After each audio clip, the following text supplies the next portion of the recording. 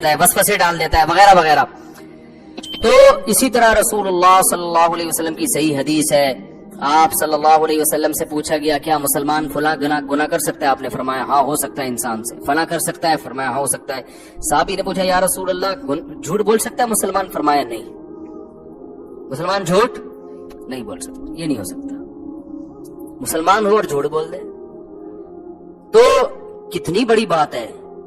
एक मर्तबा आप सल्लल्लाहु अलैहि वसल्लम लेटे हुए थे और आप जज्बात में आके बैठ गए और आप सल्लल्लाहु अलैहि वसल्लम ने फरमाया तीन आदमी ऐसे हैं सलासुल ला युकल्लिमुहुमुल्लाहु यौमल क़ियामा वला यंज़ुरु इलैहिम वला युज़क्कीहिम वलहुम अज़ाबुन अलीम।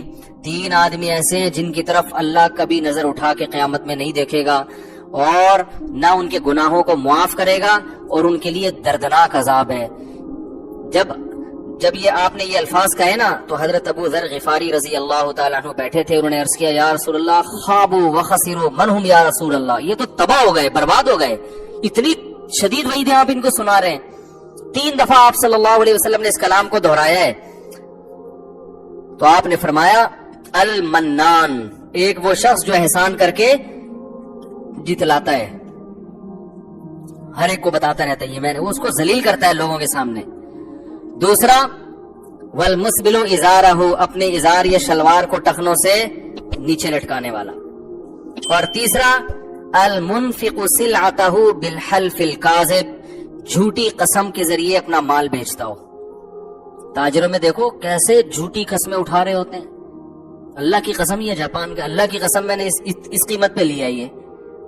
अब आपको कोई बेच रहा होगा ना कोई चीज, आपको लगेगा ये महंगी है, तो खुदा की कसम हमने तो इस रेट पे उठाई है, ये आपको कैसे महंगी देंगे?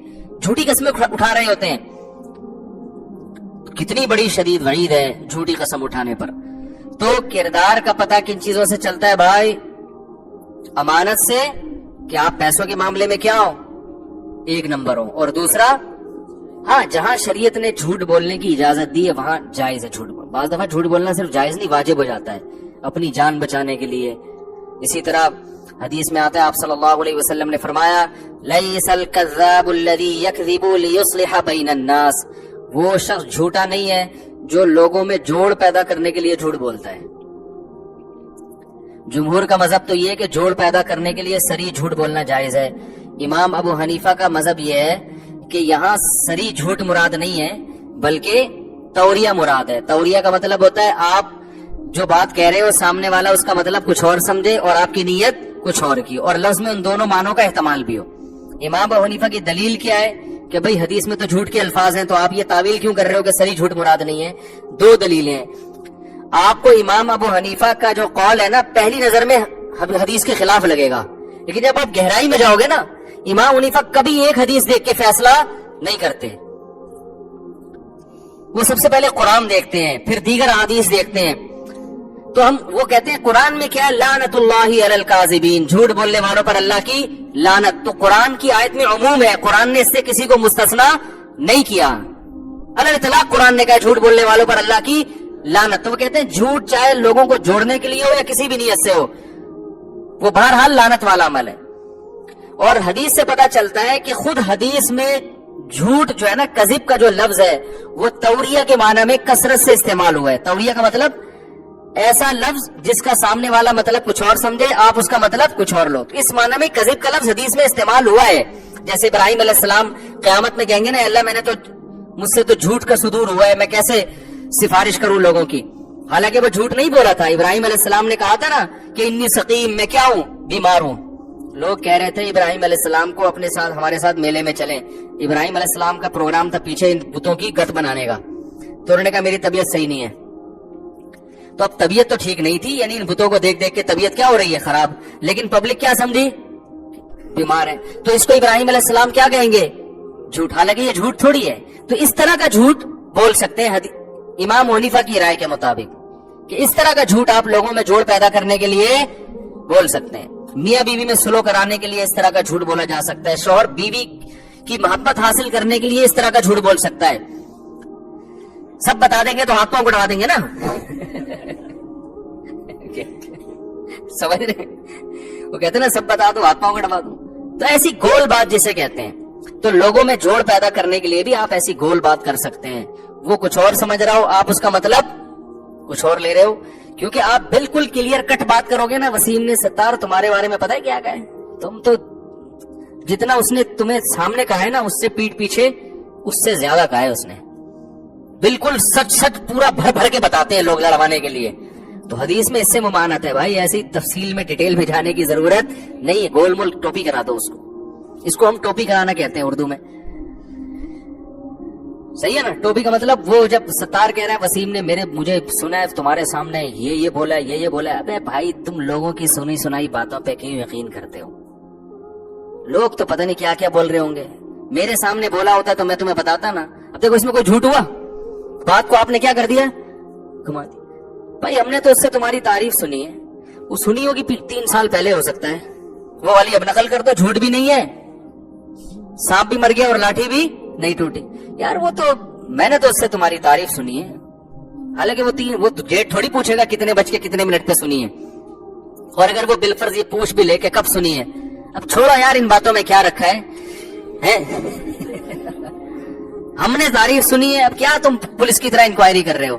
اور یہ جو باتیں کی ہے نا اس نے میرے سامنے، تو لوگوں کی باتیں ہیں بھائی، لوگوں کی باتوں میں مت آؤ. اگر میرے سامنے کی ہوتی تو میں تمہیں بتا دیتا. اب اس میں کوئی جھوٹ بھی ہے، حالانکہ اس نے کی ہے بھر بھر کے. تو اس طرح میاں بیوی کو بھی جوڑنے کا حکم ہے اس طریقے سے. بعض دفعہ ایسا ہوتا ہے کہ کوئی عورت کے کسی عیب پر شوہر مطلع ہو جاتا ہے، حالانکہ وہ عورت توبہ کر چکی ہوتی ہے. اب آپ جا کے شوہر کے سامنے بھر بھر کے پورا بتاؤ آپ کی بیگم نے یہ حرکت کی ہے، تو وہ طلاقیں ہو جاتی ہیں. اس کو گول کر دو. ابے بھائی یار ایسا ہی پتہ نہیں بدگمانیاں بھی ہوتی ہیں خام خمیں. بھابھی تو بہت اچھی ہیں، ہم نے تو جتنے خاندان کی عورتیں ان سے ان کی تعریفیں سنی ہے، تمہیں غلط فہمی ہے. اور یہ اس طرح کر کے نا، دیکھو اچھے لوگ مارکیٹ میں بڑے چھاٹ چل رہے ہیں، لڑوانے والے زیادہ ہیں. مجھے یاد ہے ایک میاں بیوی کا کیس یہ ہوا کہ شوہر نے بیوی کو 1 طلاق دے دی. اب جہاں 1 طلاق ہوتی ہے نا، آپ کو پتا ہے کہ پھر پبلک دوسری تیسری بھی دلوا دیتی ہے.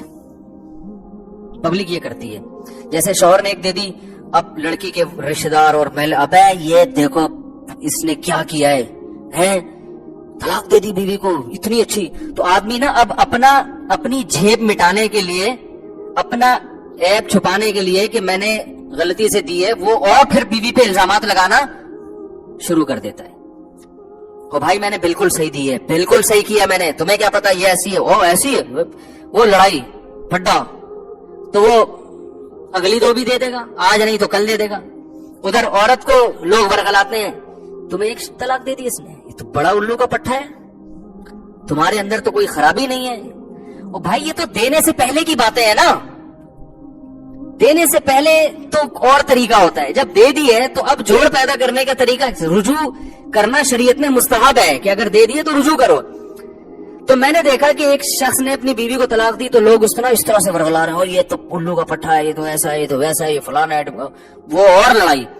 ایک سمجھدار آدمی تھے، ان کو پتا چلا، وہ اس کے پاس گئے، انہوں نے بولا یار 1 دی ہے نا.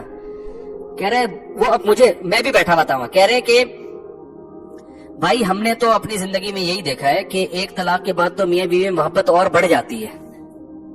میں نے کہا چھوڑی تو بہت بڑی ہے، لیکن بات اس آدمی نے کیا کی ہے، بالکل صحیح کی ہے اس موقع پر. اور بعض دفعہ بڑھ بھی سکتی ہے. آدمی کو جب جدائی کا احساس ہوتا ہے تو اس کا یہ سری جھوٹ نہیں ہے، امکان کے حد تک تو ہے نا. بعض دفعہ بھائی دے کے آدمی پچھتا رہا ہوتا ہے، تو انہوں نے اس پچھتانے والے عنصر کو ہائی لائٹ کیا کہ یار دونوں کے جذبات کو کیا کرو، ٹھنڈا کرو، لڑاؤ نہیں ایک دوسرے کو. مرد کو تانے دو گے وہ اپنی جھیب مٹانے کے لیے اور غصے میں آئے گا. کوئی اپنی غلطی تسلیم نہیں کرتا. آج کل لوگوں میں یہ سینس تھوڑی ہے، اتنے حوصلے ہوتے تو طلاق کیوں دیتا بھائی. ٹھیک ہے نا. تو انہوں نے کیا کہا، وہ بڑے عمر کے آدمی تھے، سفید داڑھی تھی، سمجھدار تھے ماشاءاللہ. تو انہوں نے کہا یار دی تو 1 طلاق تو 1 ہی دی ہے نا، کہ 3 تو نہیں دی ہیں. تو 1 طلاق کے بعد تو ہم نے تو یہی دیکھا ہے کہ جنرلی ایسا ہی ہوتا ہے کہ محبت کم ہونے کے بجائے بڑھ جاتی ہے. تو بیٹھو ابھی کرتے ہیں اس مسئلے، اتنا بڑا مسئلہ نہیں ہے یار، یہ تو اور اچھی زندگی اب انشاءاللہ گزرے گی تم دونوں کی. تمہیں بھی احساس ہو گیا، کوئی مسئلہ نہیں. عورت کو بھی یہی کہا انہوں نے. میں نے کہا یار درجنوں لوگ اس کیس میں دیکھے، خاندانی ماشاءاللہ 1 آدمی دیکھا ہے. تو یہ مطلب ہے حدیث کا کہ جھوٹ بولتا ہے لوگوں کو جوڑنے کے لیے. تو آپ نے فرمایا ایسا شخص اللہ کے ہاں جھوٹا شمار نہیں ہوگا. تو حدیث کا مطلب ایسا تو سچوں سے کروڑا گنا سچا ہے. اب ایسے موقع پہ آپ سچ بول رہے ہو آ کے.